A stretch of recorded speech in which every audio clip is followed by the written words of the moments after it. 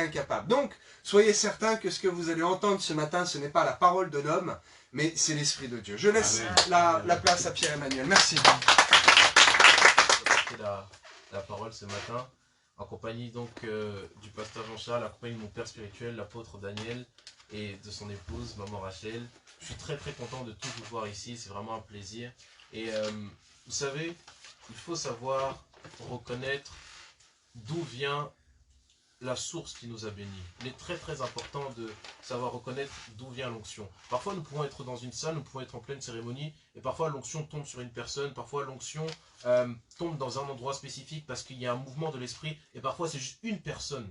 Parce qu'elle est là, il y a une onction qui se dégage, qui fait que forcément, comme vous êtes dans cette atmosphère-là, vous êtes béni et vous opérez dans quelque chose de plus glorieux que si cette personne n'était pas là. Et vraiment, je te remercie, apôtre, d'être venu ce matin, parce que ça a libéré quelque chose et je me sens en paix. J'étais un peu stressé, mais je me sens vraiment en paix, je me sens vraiment tranquille. Le Saint-Esprit est vraiment là.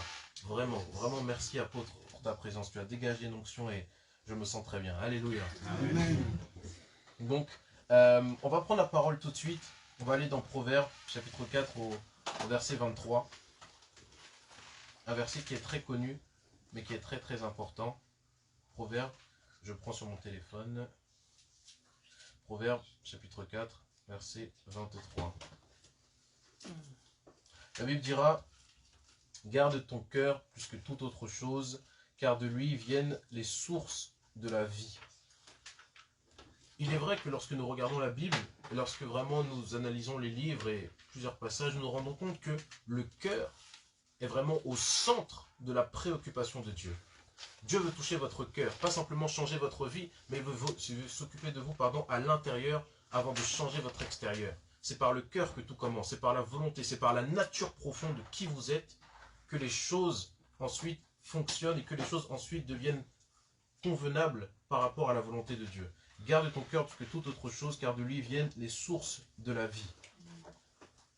Ensuite, au verset 24, 25, 26 et même 27, il est question ici de trois sens du corps humain, trois parties du corps qui sont absolument importantes, parce que de ces trois parties du corps, si ces trois parties du corps sont mal gérées, alors il peut y avoir quelque chose de très négatif qui se passe dans notre vie. On voit déjà au verset 24, « Écarte ta bouche de la fausseté, éloigne de tes lèvres les détours. » La première chose, c'est la bouche. Il dit, ok, garde ton cœur plus que toute autre chose, car de lui viennent les sources de la vie. Et ensuite, il dit, écarte ta bouche de la fausseté. La Bible dira aussi que c'est de ton cœur que c'est par le cœur que sortira les paroles de ta bouche. Ce qu'il y a dans ton cœur, l'homme méchant trouve des mauvaises choses du trésor de son cœur, l'homme bon trouve des bonnes choses du trésor de son cœur. Soit disant, c'est ce que vous avez à l'intérieur de vous qui va ressortir de votre bouche. Il est très très important de garder sa bouche, de garder ce que nous allons dire, ce que nous pouvons proclamer en tout cas autour de nous. Parce que la Bible dira que la mort et la vie sont au pouvoir de la langue. La parole est créatrice. Pourquoi? Parce que le monde est un monde spirituel. Avant de devenir physique, avant de prendre part, avant d'avoir une existence physique d'un espace, il y a eu une existence spirituelle. Et le spirituel, c'est la parole. Le spirituel, c'est la dimension de la foi. Et la dimension de la foi fonctionne avec la parole. Fonctionne même aussi avec la pensée, il est vrai, mais aussi fonctionne avec la parole qui sort de notre bouche. C'est quelque chose de très très important. Écarte de ta bouche la fausseté, éloigne de tes lèvres les détours. Il est important, mes frères et sœurs, en ces temps troublés, de sanctifier sa bouche, de savoir ce qui sort de notre bouche et de faire vraiment attention. Parce qu'il y a certaines choses que nous pourrons dire, peut-être nous penserons que ce sont des choses anodines, et pourtant, ces choses viendront faire un bouleversement, quelque chose de négatif dans l'esprit, dans notre propre esprit, et pourront faire quelque chose de, enfin, sur notre âme plutôt, et pourront faire quelque chose de négatif aussi autour de nous. Il y a des personnes, vous savez, qui, depuis qu'elles sont jeunes, jusqu'à même un certain âge, n'ont pas arrêté de proclamer certaines choses. N'ont pas arrêté de dire, oui, mais moi je sais que dans tous les cas, ma famille, ça a été comme ci, ça a été comme ci, ça a été comme ça. Donc, si moi aussi j'arrive à un certain stade, je sais que ce sera pareil. Sous-entendu, en acceptant certaines situations, en pensant et même en proclamant. Alors ces choses sont arrivées, et alors, parce que ces choses sont arrivées, ils n'ont pas compris, ils ont dit, oh, bah, dans tous les cas, c'est la suite logique des choses. Alors qu'en fait, non, c'était pas la suite logique des choses, c'était simplement parce qu'ils ont proclamé, parce qu'ils ont accepté de dire de leur bouche quelque chose qui n'était pas vrai. Et au verset 25, que tes yeux regardent en face et que tes paupières se dirigent devant toi. Que tes yeux regardent en face, que tes paupières se dirigent devant toi. L'œil dirait que l'œil est une lampe pour le corps. L'œil est une lampe pour le corps. Ce que vous allez regarder, la vision que vous allez avoir, va déterminer où votre corps va aller. C'est les yeux qui produisent ce mouvement d'avancer. On ne peut pas avancer et sa tête est derrière, c'est impossible. C'est en fonction de ce que vous regardez que vous irez vers cette chose.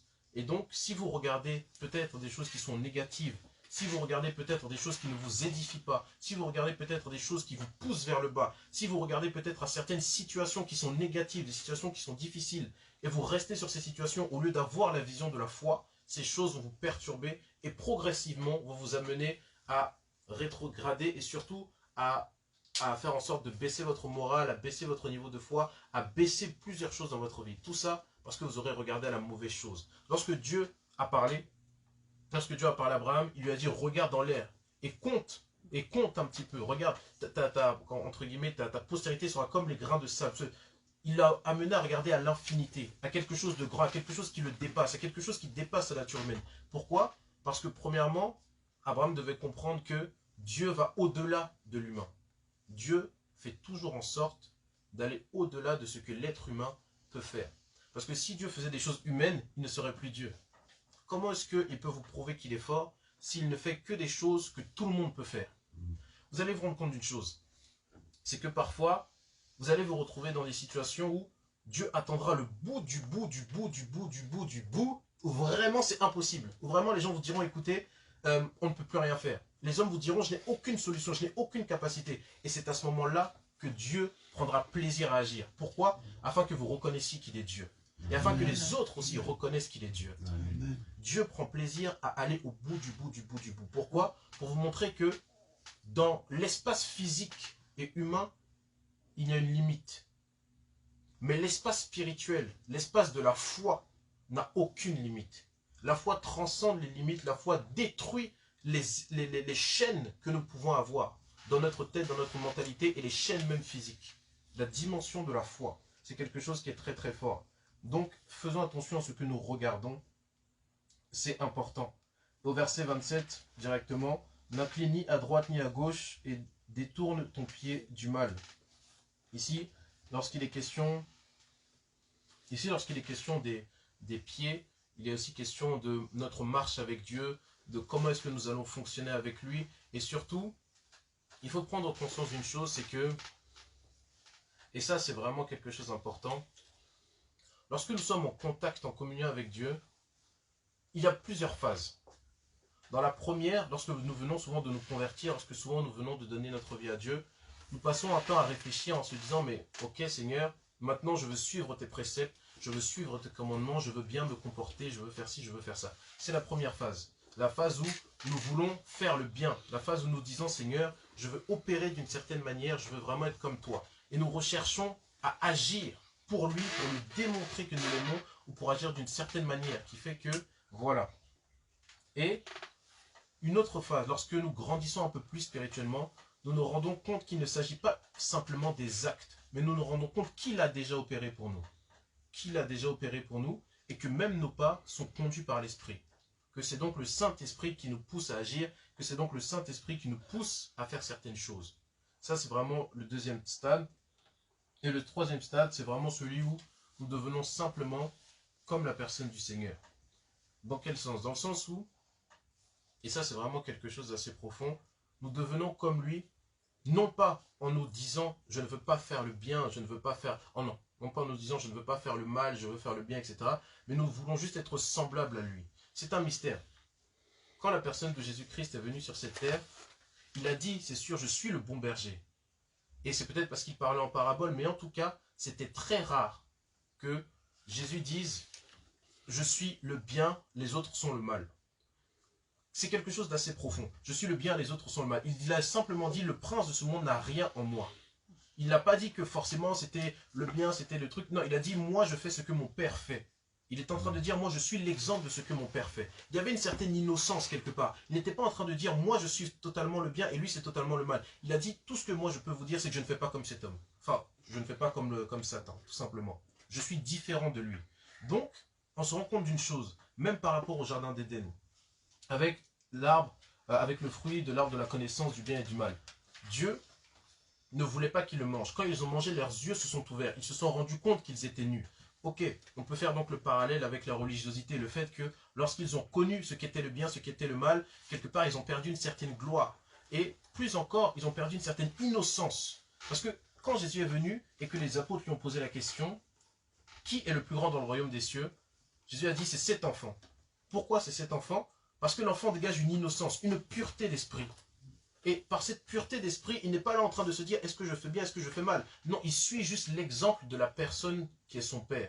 Il suit son père sans se poser de questions, sans se dire, mais est-ce que c'est bien ou est-ce que c'est mal? Et dans cette innocence et dans cette pureté, on se rend compte que quand vous marchez réellement dans une vie spirituelle avec Dieu, il y a une notion de bien et de mal, attention à ce que je vais dire, mais qui à haut niveau s'estompe de plus en plus. Non pas que le bien et le mal n'existent pas, mais le bien et le mal ne devient pas fort, n'est pas, entre guillemets, le but à rechercher. Le but qui devient, qui prend place dans notre cœur, c'est de suivre la personne de Jésus-Christ. On ne se dit pas, je ne veux pas faire ci, je ne veux pas faire ça, on se dit juste, je veux être comme lui. Et ce qu'il fait, je veux le faire. Et c'est une innocence donc qui revient. C'est comme si finalement, cette innocence qui était perdue revient et on a la foi d'un enfant. On n'est pas en train de se dire et de tout juger, on n'est plus religieux, mais quelque chose de l'esprit nous transporte dans une dimension supérieure. C'est pourquoi la Bible dira que tout est permis, mais tout n'est pas utile. Dieu ne va pas t'empêcher de faire ce que tu veux faire. Tu peux le faire. Simplement, il y a des répercussions spirituelles. Il y a des répercussions, même physiques, de certains actes. Dieu te dira, suis mon exemple. Ne fais pas forcément le bien là, suis juste ce que moi je fais. Sois attentif à ma voix. Laisse-moi simplement te conduire. Laisse-moi simplement te montrer comment moi j'opère. Et te dire aussi comment est-ce que moi je veux opérer pour ta vie. C'est aussi simple que cela. Donc, c'est quelque chose d'important. Les pieds spirituels, détourne-toi du mal. Oui, c'est à un certain niveau. Mais à haut niveau, on suit simplement l'exemple du maître. Et c'est à cause de cela que vous allez voir peut-être des exemples en vous disant, mais je comprends pas, quand je lis la Bible, dans Actes, je me rends compte que voilà, Pierre avec Saphira et Ananias, comment est-ce que tu peux dire aux gens voilà, qu'ils meurent, des choses comme ça. C'est des choses qui sont... Je te dis, mais c'est dur quand même. Comment est-ce que tu peux permettre certaines choses? Eh bien, parce que le spirituel, à haut niveau, te laisse certaines ouvertures en tant qu'enfant de Dieu. Et certaines libertés. Alors attention, après je dis bien qu'il faut faire attention quand l'apôtre Paul dit il ne faut pas prendre cette liberté pour faire n'importe quoi et en abuser, etc. Mais il faut être conscience que lorsque les chaînes sont brisées dans notre mentalité, c'est alors que tout devient possible. Lorsqu'il n'y a plus cette conscience de « Ah, attention, il ne faut pas que je fasse ci, attention, il ne faut pas que je fasse ça », mais qu'on est juste tellement libre avec Dieu, on dégage quelque chose. On dégage quelque chose et la foi peut couler au travers de nous. Peut couler avec une tranquillité et vraiment, on peut faire des choses extraordinaires à partir de ce moment-là. Alléluia. Amen. Amen. Gloire à Dieu. Et vraiment, j'aimerais dire aussi quelque chose, c'est que, comme je l'avais dit tout à l'heure, il faut comprendre que la dimension de la foi, c'est la dimension de l'esprit. Tout à l'heure, je vous ai dit, il faut garder votre cœur, parce que c'est de là que donc les sources viennent, et j'ai parlé des 5 sens. Parce que tout en soi découle du cœur. En fonction de ce qu'il y a dans votre cœur, vous allez soit regarder certaines choses, vous allez soit parler d'une certaine manière, vous allez soit avancer dans votre marche avec Dieu d'une certaine manière. Tout découle du cœur. Et en fonction de votre cœur, vous pouvez soit créer votre futur, créer quelque chose de beau, créer quelque chose d'incroyable, soit détruire absolument tout ce que Dieu aurait prévu de faire pour vous, en ne le manifestant pas sur cette terre. Et il faut bien comprendre quelque chose d'important, c'est que dans le principe de fonctionnement de Dieu, Dieu fonctionne à l'inverse de ce que ce monde peut faire. Pourquoi? Parce que lorsque nous naissons, par exemple, on se rend compte que on est enfant, on grandit, et dans ce monde physique en tout cas, c'est plus le temps passe, plus on prend de l'âge, plus on prend de l'expérience, et plus on acquiert les choses.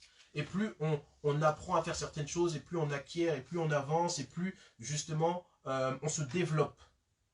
Mais spirituellement, la Bible dira, et c'est Jésus-Christ lorsqu'il était à la croix, il a dit que tout est déjà accompli. Spirituellement, lorsqu'il y a une manifestation de quelque chose que Dieu a dit, la chose est déjà accomplie au ciel. Quand quelque chose devient physique et réel et visible, c'est que dans le ciel, la chose a déjà été accomplie. C'est pourquoi, lorsque vous devenez chrétien, et lorsque par exemple, vous recevez une prophétie, vous recevez par exemple un appel, Ça veut dire que dans le ciel, Dieu sait exactement déjà où vous allez aller, ce que vous allez faire. Dieu vous connaît. Et là, on entre dans vraiment quelque chose d'assez profond.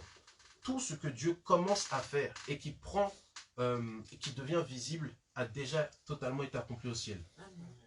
Et quand on regarde même la Bible, il y a beaucoup de similitudes. Quand on va dans Genèse 1, on va dans Apocalypse 1, au commencement c'est la parole, et même Apocalypse se finit en disant garde encore le livre de la parole. C'est la parole, le début à la fin c'est la parole. Les livres, dans Jean, les livres de Moïse, que Moïse a écrit, se répètent avec les livres aussi que Jean a écrit dans le Nouveau Testament. C'est-à-dire qu'à chaque fois, il y a une répétition des choses que Dieu fait. Pourquoi? Parce que c'est premièrement le spirituel, et ensuite il y a la manifestation physique de ce qu'il fait. Mais d'abord, le spirituel est totalement accompli. C'est pourquoi j'aimerais vous dire quelque chose. L'apôtre Pierre avait perçu ce mystère et avait dit, même si vous devez être affligé pour un peu de temps, attendez la gloire à venir. Même si peut-être parfois là vous vivez des situations qui sont difficiles, qui sont compliquées, vous vous dites, mais Seigneur, comment est-ce que je vais faire cette situation? Ça fait longtemps que je souffre, comment est-ce que je vais y arriver? Sachez une chose, dans les yeux de Dieu et dans la dimension de l'espace de l'éternité de Dieu, vous avez déjà traversé cette situation. C'est pourquoi Dieu croit en vous, parce qu'il vous a déjà vu le faire. Imaginez, une dimension dans laquelle vous n'êtes pas en train de faire, mais vous avez déjà réussi. Une dimension dans laquelle vous êtes en face peut-être de l'épreuve, vous, physiquement, mais Dieu voit que vous l'avez déjà surmonté, et plus encore, vous êtes déjà plus que vainqueur. C'est pourquoi Dieu a une espérance incroyable en nous. Il n'a pas une espérance parce que juste il essaie d'encourager. Il a une espérance parce que, imaginez, vous avez un produit, le produit vous l'avez fait tester, vous l'avez fait tester des milliers de fois, et vous avez vu que ce produit marche à tous les coups. Vraiment, ce produit, c'est presque impossible qu'il échoue, donc vous avez une confiance presque totale à 99% dans ce produit. Donc, quelque part, ce n'est pas juste un encouragement, c'est qu'il l'a vu. Il vous a vu réussir. Quand Dieu vous dit que vous allez réussir, c'est parce qu'il vous a vu faire. Et la Bible dira que la parole est épurée 7 fois. Il a vu, il a fait des tests, il a fait dans le ciel, dans l'esprit, dans l'éternité, il a fait des choses, il a fait des tests, il a testé comment est-ce que vous allez être, il a vu votre âme, il a vu votre comportement, il a vu jusqu'où est-ce que vous pourrez aller, il a vu tout ce que vous étiez capable de faire.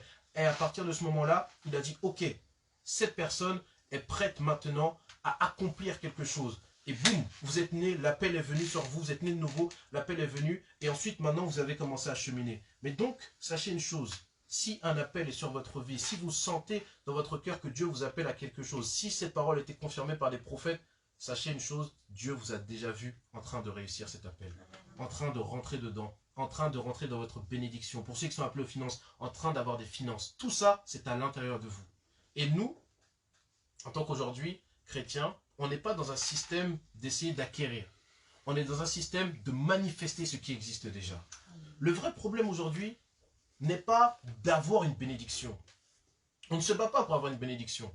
La bénédiction est en vous. On se bat pour manifester la bénédiction. On se bat pour que la bénédiction soit physique et que les autres aussi puissent la voir afin qu'ils puissent donner leur cœur à Dieu. Le but de tout ça, ce n'est pas simplement de juste être là, chrétien, de venir à l'église, d'avoir des bons sermons tous les dimanches, etc. Non, le but de tout ça, c'est de manifester ce que les êtres humains n'ont jamais vu. Une vie divine, quelque chose qu'ils ne connaissent pas, quelque chose qu'ils ne peuvent même pas entrevoir dans leur esprit, quelque chose qui dépasse leur entendement, une vie spirituelle, quelque chose qui va tellement les troubler qu'ils vont se dire, mais vous êtes vraiment différent de ce que j'ai pu voir auparavant. Ce ne sont pas que des parlottes, nous ne sommes pas une secte, nous sommes les enfants du Dieu vivant. Et si Dieu existe, nous devons manifester qui nous sommes. Nous devons manifester la gloire de Dieu dans ce monde. Nous devons manifester l'héritage que Dieu nous a donné. Et nous devons exprimer notre divinité. Je vous ai dit au début, Dieu en fait exprès de nous faire pousser au bout du bout pour ensuite intervenir. Il l'a déjà fait à l'extrême avec l'homme. Imaginez, je me posais cette question ce matin. Je me disais, mais Seigneur, toi qui es si bon, qui es si merveilleux, comment ça se fait que tu as attendu jusqu'à des milliers d'années avant d'envoyer Jésus-Christ? Comment c'est possible? Pourtant, il y a des prophètes qui sont parlés, enfin, les prophètes sont venus, les prophètes ont annoncé la parole, et c'est vrai que Dieu ne fait rien, en tout cas, sans avertir les prophètes qui eux-mêmes vont parler. Mais quand même, tu aurais pu quand même raccourcir un peu le temps, envoyer Jésus un petit peu plus tôt, de manière à ce que les gens souffrent moins, à ce que les prophètes soient moins décapités, à ce que, voilà, à ce que les choses puissent être plus faciles, quoi. Et je me suis vraiment rendu compte de ça. Et là, j'ai la réponse, c'est que vraiment, Dieu en a fait exprès de pousser du bout. Il a envoyé la loi, de manière à ce que nous puissions comprendre que, effectivement, par nos propres forces, nous n'y arrivons pas. Mais malgré tout, l'homme orgueilleux, il a quand même fait avec la loi. Il s'est dit, c'est pas grave, moi, je vais utiliser que la loi, j'ai pas besoin d'autre chose. Ils ont poussé avec la loi, poussé, jusqu'au moment où ils se sont rendus compte qu'il n'y a aucun espoir et que ce n'est pas possible. Et à ce moment-là, Jésus-Christ est arrivé, est parti mourir sur la croix pour leur dire, maintenant, le divin va prendre la place. Parce que vous êtes rendu compte que physiquement, c'était impossible. Et donc, maintenant, ce que nous devons faire, c'est laisser la place au divin. Nous devons faire en sorte que le divin soit exprimé au travers de nous. Et ça me fait très mal parfois, je suis là, je regarde parfois des personnes qui marchent parfois dans certains pays, qui ont des gros problèmes, des grosses maladies, et je me dis, mais il faut qu'on y aille, il faut vraiment qu'on y aille. Moi hier, malheureusement, j'ai pas pu aller à l'évangélisation, j'étais en train aussi donc de me concentrer, je faisais autre chose, je préparais ce message, mais il faut qu'on soit même plus présent encore dans les rues. Il faut qu'on aille plus souvent encore dans les rues pour évangéliser. Parce que comment est-ce que vous voulez manifester quelque chose si on ne se met pas dans les conditions pour? Seigneur, on voit les miracles, on voit les guérisons, mais vous ne priez jamais pour les malades. Comment est-ce que Dieu peut envoyer quelque chose? On ne manifeste pas les miracles parce qu'on ne prie pas pour ceux qui en ont besoin. On reste chez nous à intercéder. L'intercession est très importante. Mais sans action, comment est-ce que ça peut fonctionner? Il faut aller dans les rues. Il faut aller dans les rues. Alexis, vraiment mon frère Alexis, je te bénis parce qu'il y va à chaque fois, même tout seul, il prie, il y va. Et vraiment, c'est quelque chose de très important. J'aimerais vous encourager, vous tous. Il faut, même autour de vous, juste de votre entourage, vous voyez une personne qui est malade, saisissez de l'opportunité. La foi ne trahit jamais. La foi ne trahit jamais. J'avais un ami comme ça, il avait mal à la jambe. Et je me rappelle, au début, on avait prié pour lui. Et sur le coup, il a dit, oh, je sens pas trop bien. Enfin, je me dis, je sens pas grand-chose, quoi. Et une semaine après, alors il avait quand même un gros mal, il n'arrivait même pas à courir, quoi. Et une semaine après, il se lève, il va faire son jogging. Alors que d'habitude, il le fait pas. Mais là, je sais pas, il se lève, il se rend compte que il fait son jogging. Et en faisant son jogging, il s'est dit, mais, ah ouais, mais, j'avoue, il m'a guéri. C'est là que j'allais dire, oui, c'est vrai, il m'a guéri. Et depuis ce jour-là, et j'ai même encore d'autres amis à la fac, lorsqu'ils me voient, ils me disent, ah oui, toi, t'es l'homme qui guérit les jambes ou les dos. Ils m'appellent comme ça, j'ai certains amis à la fac qui m'appellent comme ça. Donc, c'est possible. Mais parfois, ce qui nous manque, c'est juste le fait d'oser de passer le pas. D'oser de passer le pas. Sachez une chose, c'est de la responsabilité de Dieu. C'est de notre responsabilité aussi, quelque part, dans le sens d'avoir la foi d'y aller. Mais une fois que vous avez la foi, que déjà vous tentez l'action, ensuite, c'est à Dieu qui fait. C'est pas une question de faire quelque chose de fort, d'être concentré. Non, faites confiance à Dieu. C'est lui-même qui va démontrer sa gloire. Toutes les fois, vraiment, j'ai vu des manifestations de Dieu. Ce moment, j'ai dit, écoute Seigneur, maintenant, je veux juste qu'il te voie toi. Je veux juste que maintenant, ta gloire soit manifestée. Si je le fais, c'est pas pour moi. Je veux pas me ridiculiser, s'il te plaît Seigneur, me fais pas ça. Donc, manifeste-toi, fais quelque chose. Et très souvent, même la plupart, même tout le temps, ça a fait. Ça s'est manifesté. Les gens ont dit, waouh, j'avoue que sur toi, il y a quelque chose de particulier. Soyons confiants en ce que Dieu dit de nous et soyons confiants en ce que Dieu dit qu'il peut faire. Le vrai problème, c'est que aujourd'hui, nous avons tellement de potentiel, tellement de capacités, mais que nous n'utilisons pas parce que nous attendons que, je ne sais pas, un ange descende et aille convertir le monde entier. Alors que non, c'est à nous de le faire. Il y a beaucoup de choses que nous devons faire par nous-mêmes. Et aujourd'hui, on a vraiment de la chance d'être connecté à une source d'onction, vraiment comme l'apôtre. Et vraiment, cette onction qui est là est très forte, qui fait que on peut vraiment bénir les gens, on peut vraiment impacter, que ce soit par des vidéos, que ce soit en allant parler aux gens. On peut faire tellement de choses. Ne nous en privons pas. Levons-nous et rentrons dans l'action. Rentrons vraiment dans l'action. Et ça, c'est quelque chose qui doit rentrer dans votre cœur. Parce que quand ça va rentrer dans votre cœur, votre bouche va confesser ces choses. Et ensuite, vos yeux les verront. Et ensuite, votre marche avec Dieu deviendra semblable à ces choses. Ce sera une habitude. Votre bouche les confessera, vos yeux verront les miracles, et votre marche avec l'Éternel sera semblable à ces choses. Vous verrez à chaque fois où vous irez que des manifestations, des bénédictions, des gloires, des guérisons, des choses que vous n'aurez pas imaginées.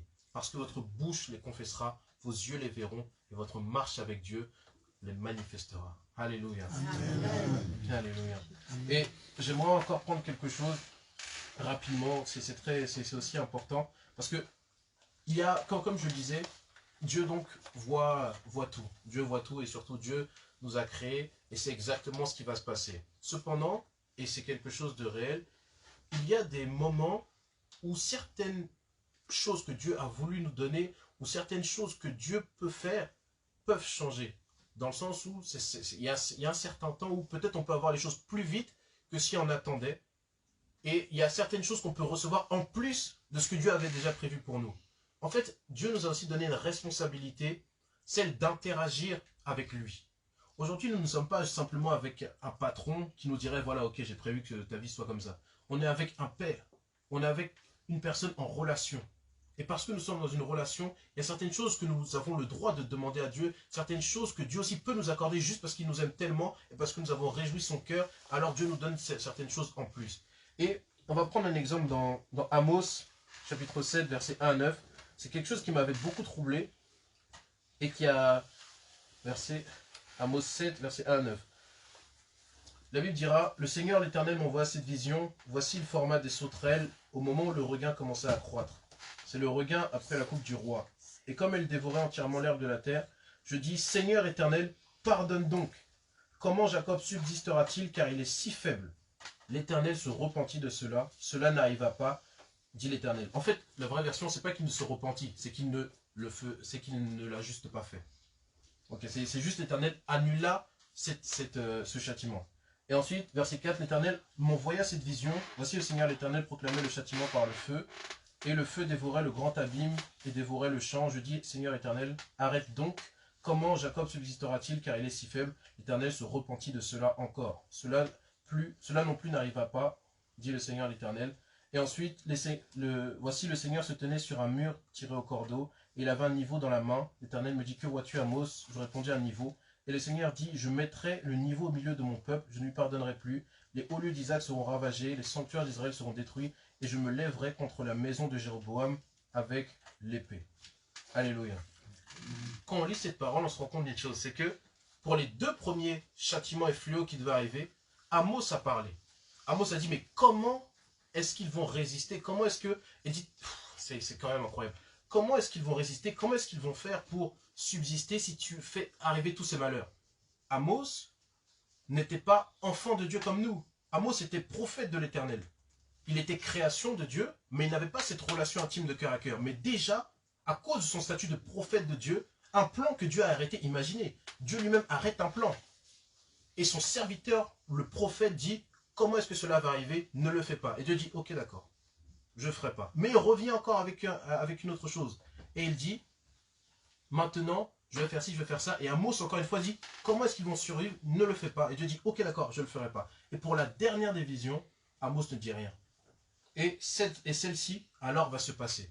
Et au début, pendant longtemps, je me disais, mais peut-être que c'est une grâce qui n'est que pour les prophètes. Peut-être que les prophètes aussi, parce que c'est vrai que les prophètes sont très spéciaux et ont cette capacité à entrevoir les choses spirituelles et à faire partie même du conseil de Dieu et à pouvoir décider certaines choses. En mode vraiment, bon bah, ils ont cette capacité que Dieu leur a donnée d'arrêter certaines situations, même si ça doit arriver, d'arrêter. Mais je me suis rendu compte que non, parce qu'aujourd'hui, nous qui avons reçu le Saint-Esprit, nous sommes plus que les prophètes de l'Ancien Testament. Nous sommes plus que, parce que nous sommes en contact avec Dieu et la plénitude de Dieu nous a été donnée par son Esprit. Donc ici, ce que ce texte m'a appris, c'est l'importance quand même de l'intercession. Je vous ai dit, tout est écrit. Je vous ai dit, Dieu sait exactement ce qui va arriver. Par contre, Dieu attend de vous que vous priez pour certaines choses, que vous changez certaines situations, que vous fassiez en sorte que même si il doit se passer quelque chose de difficile, une épreuve qui soit difficile, quelque chose de long, que vous puissiez prier, de manière soit peut-être à comprendre ce que Dieu veut vous dire plus rapidement pour s'en sortir plus rapidement, ou soit peut-être si juste l'ennemi attaque, de manière à pouvoir changer la situation. Vous avez une autorité dans votre bouche, vous avez une autorité, vous avez une épée dans votre main, et c'est de votre responsabilité d'annuler certaines choses. Parfois Dieu enverra un homme de Dieu qui juste priera, et vous serez libérés. Mais parfois Dieu attendra que ce soit vous-même qui vous leviez pour changer les situations. Alléluia. C'est ce que je voulais vous partager ce matin. Soyez donc vraiment, vraiment bénis. Gardez votre cœur. Remplissez votre cœur de la méditation de la parole de Dieu, de la plénitude de l'Esprit, et laissez-vous diriger par le Saint-Esprit. Alléluia.